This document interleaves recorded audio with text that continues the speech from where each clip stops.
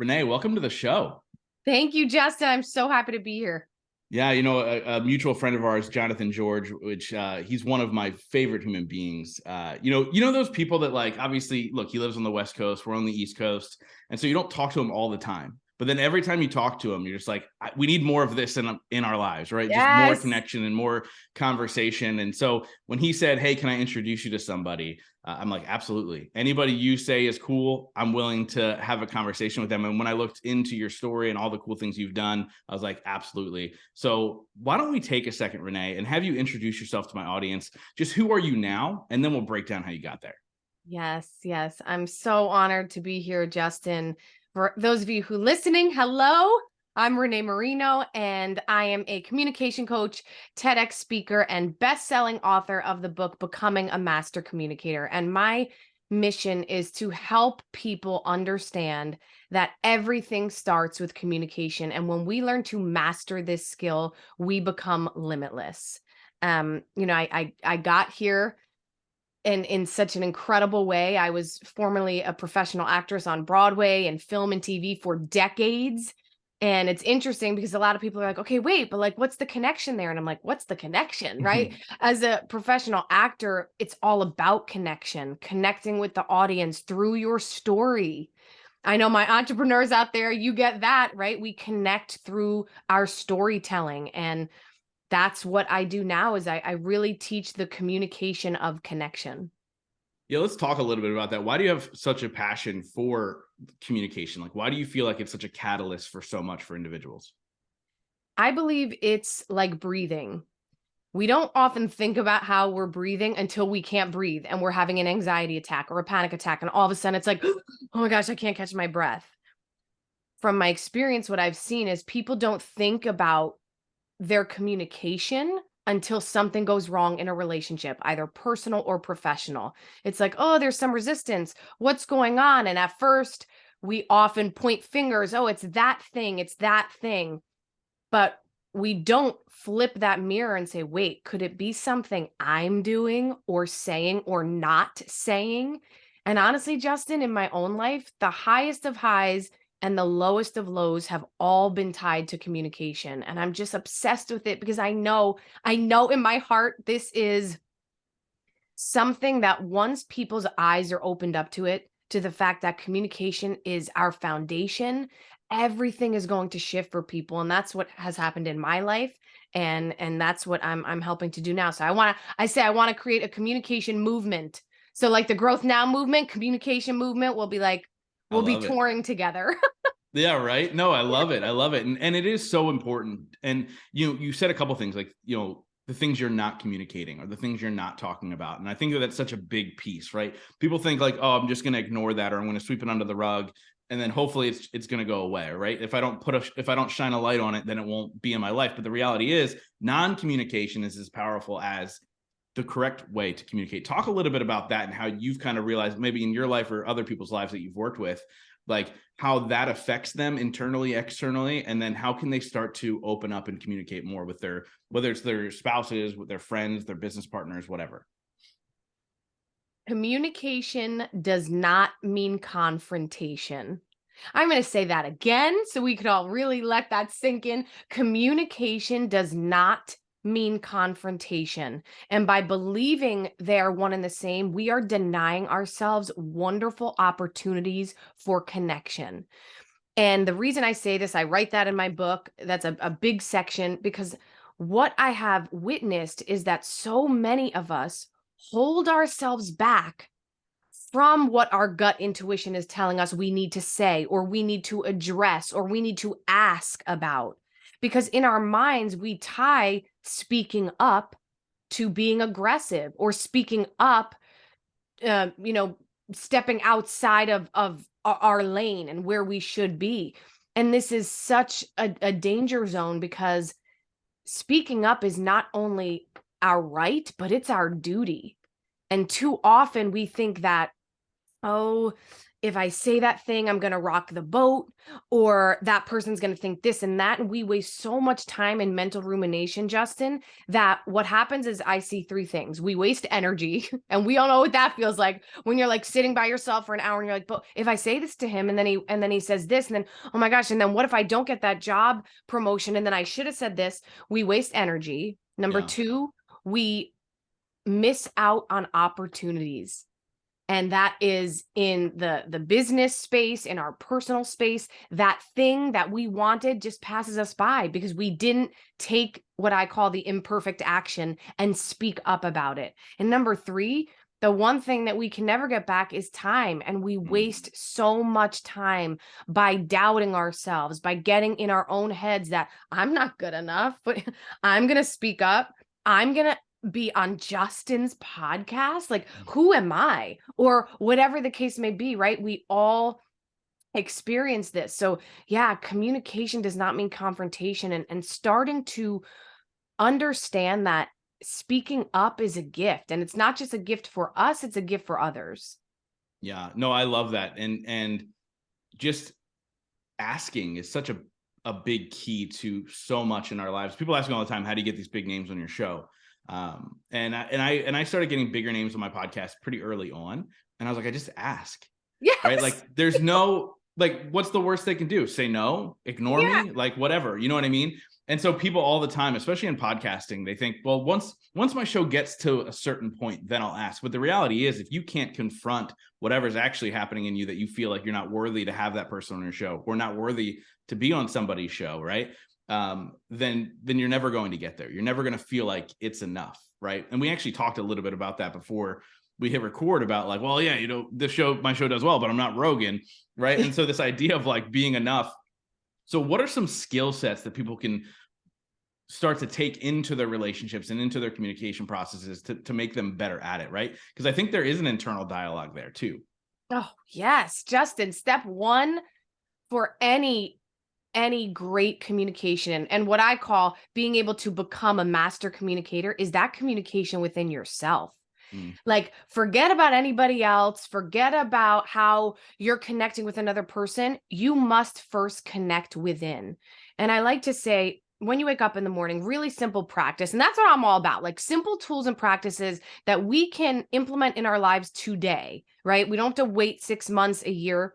Waking up every day, and instead of doing what many of us do, which is open our eyes, go to the bathroom, do our business, and then roll over and check into other people's lives on social media and check out of our own lives, instead of doing that, let's leave those beautiful digital devices aside and go back to our quiet space. Take 5 to 10 minutes to yourself and say, how am I feeling? And then take pen to paper. Right? That's really important. Don't type it on the notes app on your phone, but really put pen to paper, because research shows when you write, you activate more of your brain. And there was a cool study, Daniel Willingham, he's a cognitive scientist. He noted that students remember what they think about. And when we write, like, really think about this, when we write, we're formulating the letters to formulate the words, to formulate the sentences. So that utilizes our brain to really absorb what we're writing. So then we learn it. So ask yourself, how am I feeling? Take 5 to 10 minutes and write. And even if for the first minute or two, nothing happens and you're like, why did Renee tell me to do this? What is she thinking? Trust me, you're going to start to activate that stream of consciousness. And you're going to pull those thoughts from your subconscious mind that we aren't even aware of half the time into our conscious minds, through our hand, and onto the page. And what it becomes is this like beautiful mental dump that then after the 5 minutes is over, you can read back over. And it's almost like clues to what's really going on within. What happens to me sometimes is I'll look back and I'll be like, huh, oh, well, I thought I was over that argument with my husband, but I guess I'm not, because I'm still writing about it, right? And it's so powerful because you are grounding yourself in you before you connect with anyone else. So then when you enter the office or you go into the kitchen to kiss your husband or wife or your kids, you're not coming from this place of frazzled or a short temper or just feeling mentally foggy because now you have clarity around what's going on with you. So it starts you off in a much more aligned place, and then do the same thing before bed. That is one of the greatest practices you can start to implement each and every day. Yeah, no, I love that. And it's so true. And like I think anything that we go through as human beings in general, it starts with us, right? And so often we try and say it's, oh, because of my circumstances or the things that I went through. And it's so funny that that ties into how we communicate in our lives as well. Like it is very much like, yo, what trauma are you bringing to this conversation right now? Because that's not from Yes. me, right? Like that's not from me. And that's such a crazy thing and I've never heard it said that way. And I think that's so smart to be able to have that approach of like handle your own, lack of a better term, your own shit first, Yeah. and then you can address, everything that you're Abs- doing. Absolutely. And that's what I see. I mean, we all see it right now in this digitally driven world that we live in, right? Everybody's so focused on outside themselves. It's so easy for us to escape. I just did my TED talk, and it's called Happiness is Not Where You're Looking. And the basic premise is, just like Dorothy in the Wizard of Oz, she's singing somewhere over the rainbow, and she's projecting this future. I'll be happy when I'm there.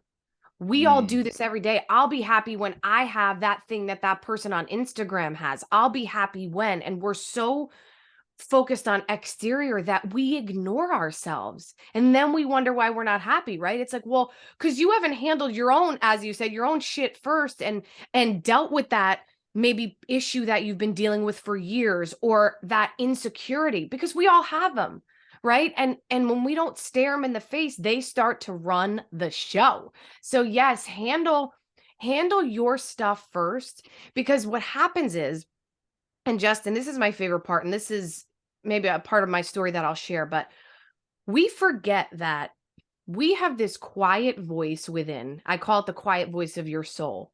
You can call it your gut intuition, your instincts, whatever label you want to attach to it. At the end of the day, it's the truest part of yourself. And it's this unbelievable compass within us that is always guiding us, telling us exactly where to go, what to do, what we have to say, what decision we need to make.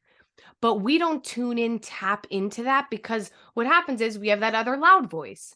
We all have it. Your inner critic, your judge, however you want to label it. That's the part of us that's so loud. That's always feels as if it's trying to take us down. Justin, you're not good enough. You're not Joe Rogan. Renee, who do you think you are, communication coach? You're not so and so. You're not this one. That voice is so loud, and it becomes louder the more we don't listen and communicate with mm, ourselves, right? yeah. So when we adopt this practice of waking up in the morning, asking ourselves how we feel, we start to tune into that quiet voice.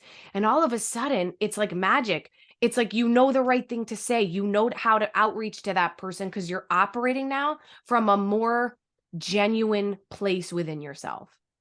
Yeah. So true. You had breezed over your life before becoming the go-to expert in communication, right? Broadway and movies, and you're in a little movie called Jersey Boys, and won some awards, did some cool things.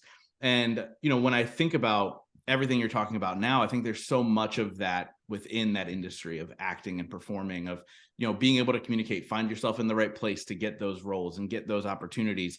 Talk a little bit about how you've taken your former life and utilize this as a teacher now in what you're doing now. Like, because again, there's a massive connection, but if you don't get it, you're not seeing it. So explain a little Yeah, bit how you took totally. some of the things you did in the past and you're utilizing that now. Yeah. Well, I want to start with my story of being able to play the lead female role in the Jersey Boys movie. So this story really ties into exactly what you're asking. In 2013, I had the honor of playing Frankie Valli's wife in Jersey Boys on Broadway. Living my life. My dream as a little girl was always to perform on Broadway. And here I am. This at that point, I've done 5 Broadway shows, but this at the time was like my 4th Broadway show. And I'm so grateful. And I'm on stage one day, and I'm with my castmates, and we're singing "My Boyfriend's Back and You're Gonna Be in Trouble." And looking at me from 10 rows back in the orchestra is the legend himself, Clint Eastwood. Wow. And we got word that they were going to be doing a film version of Jersey Boys, and Clint Eastwood was the director. And truth be told, everybody, like many of you, I wrote myself off immediately. I was like, oh, they're going to hire A-list celebrities out of Los Angeles. Marissa Tomei is going to play Mary Delgado. Like, so what I did is what many of us do. I discounted myself. Didn't think twice. But then they start calling people in from our cast to audition, and they were looking for a Mary. So the role I was playing, they were looking for her for the film.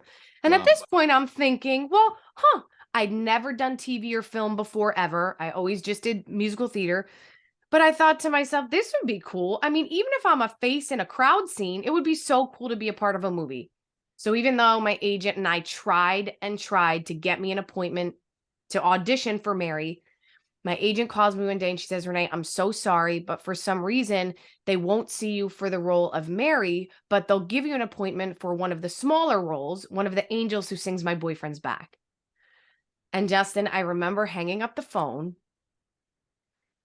feeling my feelings, because that's so important, everybody. Step one of becoming a master communicator is communication with self and feeling your feelings. That's a part of it, right? So I let myself cry. I felt frustrated. And after about a half hour, I physically and spiritually threw my hands up and I said, what am I going to do? I'm going to still go in and audition for one of the angels. I'm at the audition that day. Casting director and I are speaking, and he goes, Renee, would you like to sing the song first or read the scene? And at that moment, Justin, I heard that quiet voice within say, you have to do this. It feels too right.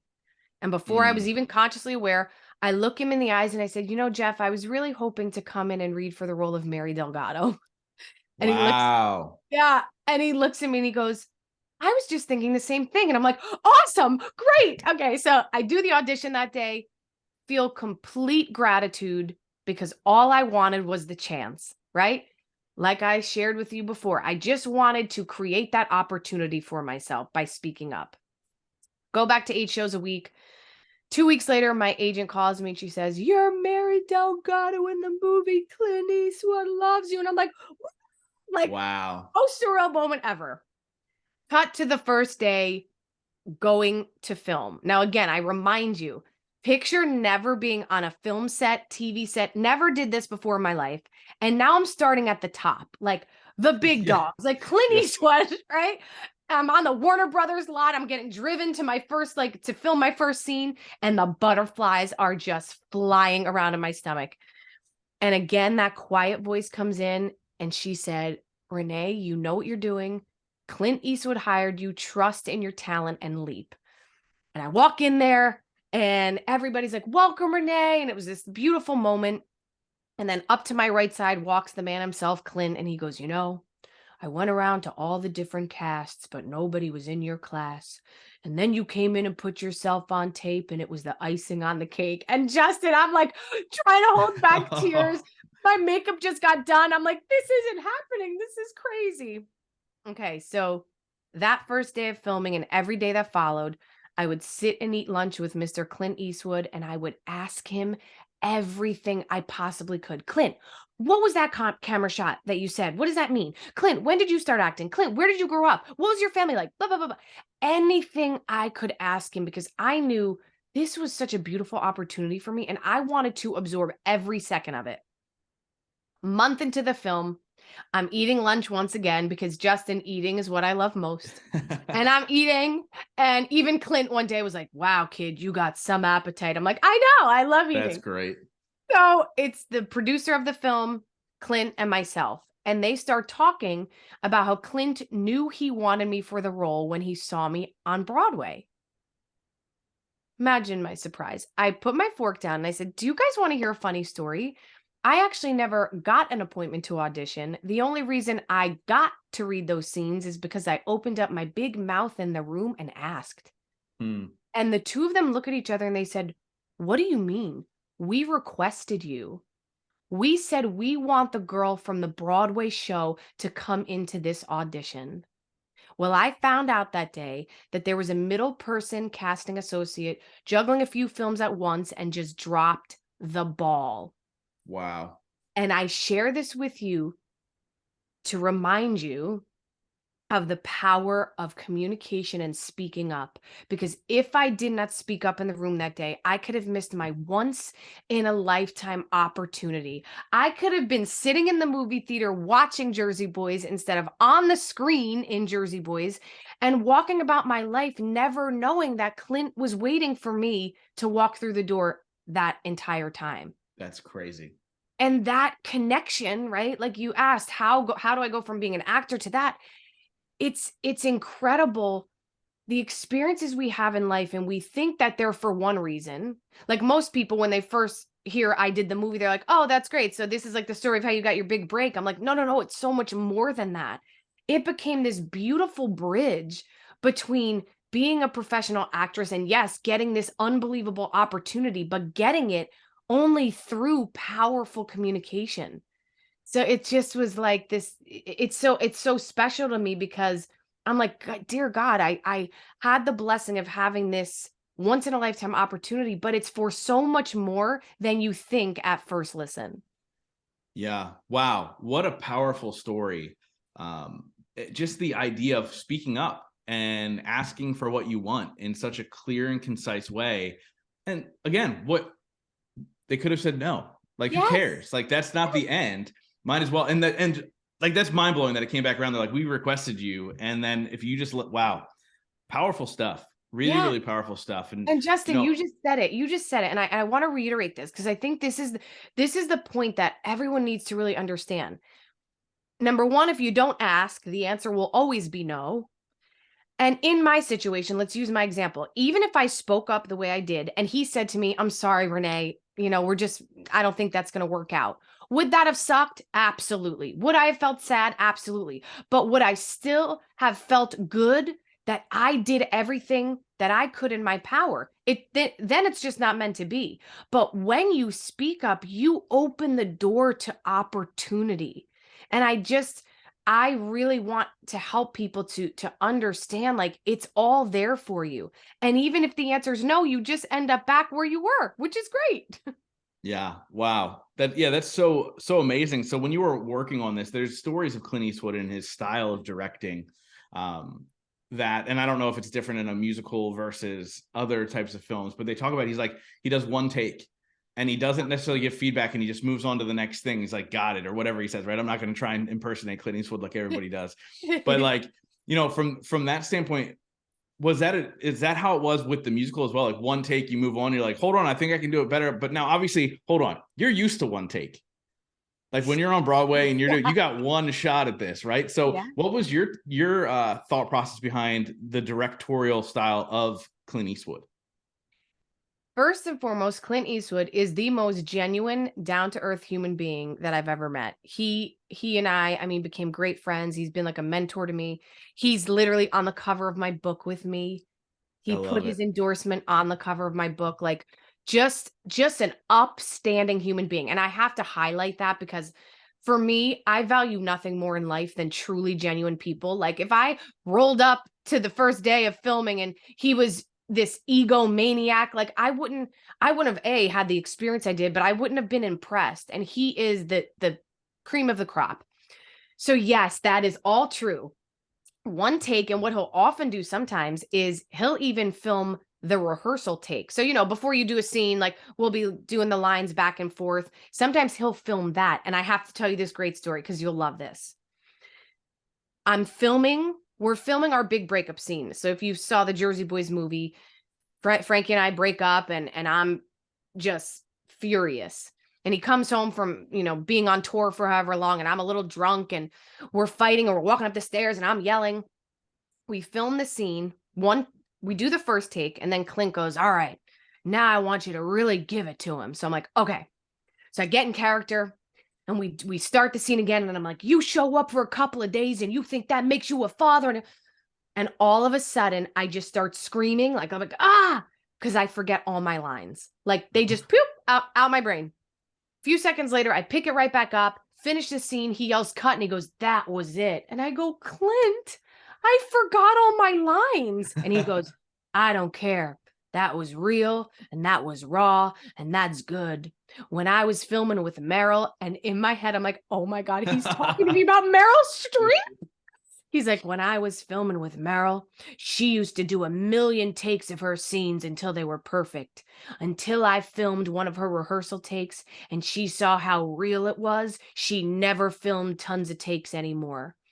And for me, that was the day that, as a long time living my life as a perfectionist, I realized the gift of imperfection. And he Mm. he showed that to me in that moment. But I just love that story. So I had to share that with you as we're talking about how he films. But yes, he does like 1 or 2 takes. And what's great about it is it takes the pressure off. He is so the opposite of being a micromanager. Like, he just lets you, he's like, do your thing. Which what happens is, as an actor, by him placing his trust in you, that activates the trust within yourself. And then it's like, wow, I'm able to do my thing. I know what I'm doing. I am this character. We had so many scenes that he let us improv, Justin, for like 10 minutes. I'm not kidding. Just let us go off the cuff. And it was some of the greatest moments of my life and some of the greatest moments that we got to experience in the film. That's really, really cool. And it's so, I mean, obviously from a perspective of leadership, right? Communication is key, but allowing people to be, right, who they are, and giving them permission. And that's absolutely amazing. And it's so true. Like, imperfection, like when I think about when I go speak somewhere, right? Like I don't overly, it's funny because there's so many speakers who they have it planned, they know exactly what they're going to say. They've practiced their keynote from front to back billions of times. I kind of know what I'm going to say, like, and I just go and I share. And I find that when I get off my direction, meaning like, okay, I know where I'm going, right? Like, I know what I'm teaching, I know how I'm going to get there, blah, blah, but it's those times that I offshoot and I kind of get a little weird and show my personality in some way, shape, or form. That's what resonates with people. Like, that's Yes. always the moment in the talk where people are like, oh my God, that was great. And the times I don't do that, the connection just isn't there, right? So like, being authentic in your communication, to bring it back to that, right? Being authentic in your communication is what connects you with people. Do you Yes. see that as well? Oh my goodness, Justin, you're speaking my language, my friend. I'm the same way. I'm just like you. It's like I do the loose structure because I know what I need to say, but then I have to allow myself to flow. And when I'm in that flow and I'm just being myself, even if you mumble a word, even if you go off on a tangent, when it's that real and authentic, that is what connects people. And that's what I teach. And that's what I say. My strength is in teaching the communication of connection because that's what it is. It's how you connect with people. And too often, we think we have to hide parts of ourselves, the imperfect parts of ourselves. But in fact, the parts of ourselves that we want to hide the most are often the ones that we connect with others the most. Mm. And I'm sure you've seen this, but I teach a lot of entrepreneurs, business owners to be able to get on camera with confidence. That's one of my courses, connecting on camera. And I share this all the time. I say, I have had situations where I get to, I get on video and I'm filming something, whether it's a Facebook Live or for my website, and I'm doing it, and I'm like, oh, that wasn't good enough. And then I go back and do 1,000,000 takes. That never works. It ends up not even being a video where people like or comment. And then when I'm in the moment, and it's probably a moment that I'm in struggle in some way, shape, or form, and I just get on a video and I'm like, hey guys, so I just needed to talk about this. I'm just going through it today. I feel out of it, and I needed to hop on this video because I know that if I'm feeling it, you or many of you are feeling it as well. So I just want you to know you're not alone. Boom, whatever, post it. Before I know it, there's like, tons of likes, people are commenting, and I'm like, look at that. When I Yep. didn't worry about what I thought was perfect or doing it until everything was just right, and I just let the vulnerability shine through, that is where the connections were made. And I want everyone who's listening to really understand that. Because whether you have your own business or you work for a company and you start to lean into who you are and lean into those parts of yourselves that you think you just have to show a highlight reel of on social media. And instead you're like, no, actually, I struggle with this. Oh, you get anxiety? So do I. Oh, sometimes you need to cry by yourself in your room? So do I. Like, man, not only is it honoring our inner selves, but do you know the gift we're giving to others? Because so often those people who are lurking behind the shadows, who are waiting to hear about who we really are, and then we show them, it's like, oh my goodness, thank you. You let me know that I'm not alone. Yeah. Yeah, that's beautiful. And it's so true. Like the things that I overplan for social media, I'm like, this is going to kill. And then nothing, just crickets, right? I posted a video one time. This was back in October of my bonus daughter in her Halloween parade. And like, she didn't break character. She was supposed to be like a dead corpse doll thing or whatever. And she didn't break character in this video. And we were like, Lucy, like trying to get her attention. And she did this like creepy wave. And so I posted it with like the voiceover saying, you know, when you go see your bonus daughter and she refuses to break character, 7.7 million views on Facebook, over 100,000 on TikTok, like just completely Oh blew my up. God. And I realized it's like people want glimpses into your life, right? Like, and the Yes. only way you can possibly do that is by being 100% authentic, not overplanned. And obviously, to bring it back to communication, that's how it needs to be in all forms of communication, whether you're trying to get a client, whether you are trying to get on a stage, whether you are talking to your spouse. Like, if you're not yourself, then you're delivering a product that's not real, right? Yeah. Yes. Oh my gosh, yes, Justin, you stated that so beautifully, and I'm looking at my friend Mr. Dean Graziosi behind your head, and he always says, "Seek to understand, not be understood," and that's a big part of it too. And in connection with what I do, like through my Connect method, one of the steps is complete listening, right? And listening to hear and not just to respond and not just to post something because you heard someone say that's funny when you post it, but actually seeking to understand another person and take yourself out of it. Mm, That's when you can become vulnerable because you're actually putting the ball in someone else's court, right? And yeah.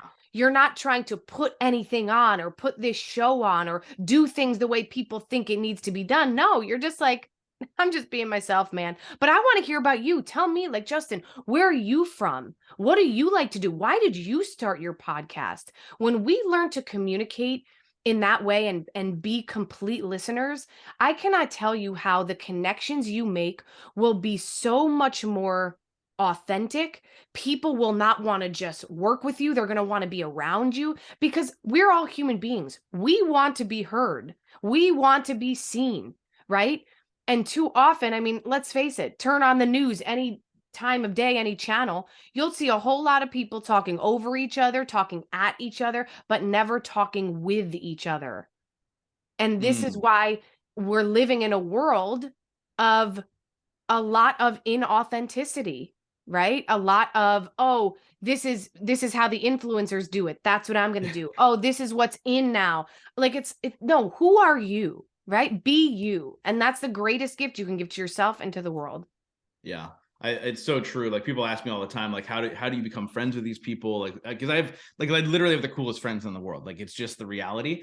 And I go, honestly, I stopped trying to be interesting and I started being really interested, you know, and really interested in who they are and how can I help them and how can I do all these things. Then all of a sudden, that's when everything started to change, right? Like, obviously, I listen for a living. Like, that's all I do. I listen and I ask questions, right? Like, that is everything that I do. So it's such a powerful thing. But I want to ask you a question that I ask every single person on the show. It's a two-part question. The first part Okay. is, what is your definition of success? And the second part to that question is, what are 3 things you do every single day to ensure that success for yourself? Hmm. My definition of success is staying true to yourself through every step of you reaching your goals. Whatever that goal is, right? To start my own business, to start my podcast, to be a talk show host. As long as you stay true to who you are, stay in integrity with your values, with your morals. And then when you get to that accolade that you've been working toward and you are doing it as your complete self, that is success. Mm, I love that. And 3 things that I do every day to make sure I am achieving that success. Number 1, communication with self. Waking up every day, speaking to myself, journaling, meditating, going in the sauna, exercise, right? Getting my endorphins going, moving that stagnant energy around. That's a big part of my Connect method, right? Energize through movement, because otherwise all that energy just gets stuck and stagnant And then we cannot feel our best selves. And number 3, surround myself with the people who lift me up. Those people, I call them my chosen family, or some of them are my real family, but my chosen family, those people that I choose to surround myself with, because when I'm with them, man, I feel lit up from the inside out. I feel energized. I'm like, whoop, battery charge, and let's take on the day. Those are the 3 things that I put in my life every day so that I can achieve that success. I love it. I love it. So I wrap up every single interview with the same question, but before we get there, how do people find you? How do they work with you? I know that you have you have something people can download. Go over all that stuff. Yes, yes. So I want to offer you guys a great resource. It's from my book. It's in chapter 1 of my book, but it's called "What is Your Communication Home?"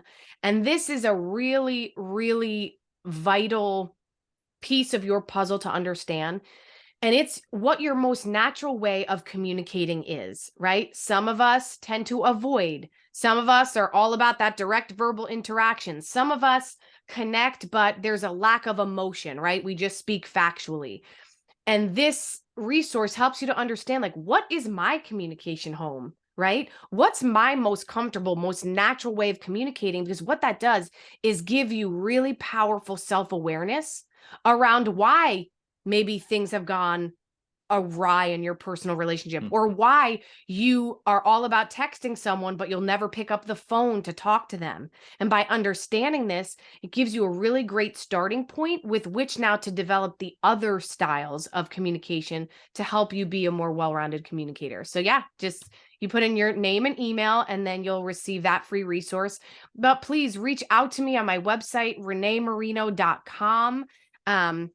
There you'll see my book if you'd like to order my book, Becoming a Master Communicator. And I'm on all the social media channels. I love to connect with listeners, and just we can see where I can help you and where I can be of value. I love it. And we'll link all that stuff up under the resources in the show notes. So guys, go check it out. Right. Get that free download. Because I think self-awareness is so key to so much in life, and it's a great place to start. And so highly recommend going and grabbing that. And like I said, Renee, we wrap up every single interview with the same question. Since the show is called The Growth Now Movement, that question is, in your life, what has been your biggest moment of growth? The moment that I allowed myself to be imperfect and to be messy. I love That it. moment was like, woo, yeah, baby. I love it. Renee, this conversation has been amazing. Thank you so much for the energy that you put out in the world and how you're helping people communicate better, because it is such a life-changing thing when you're able to open up and talk about the things that you need to talk about. So thank you so much.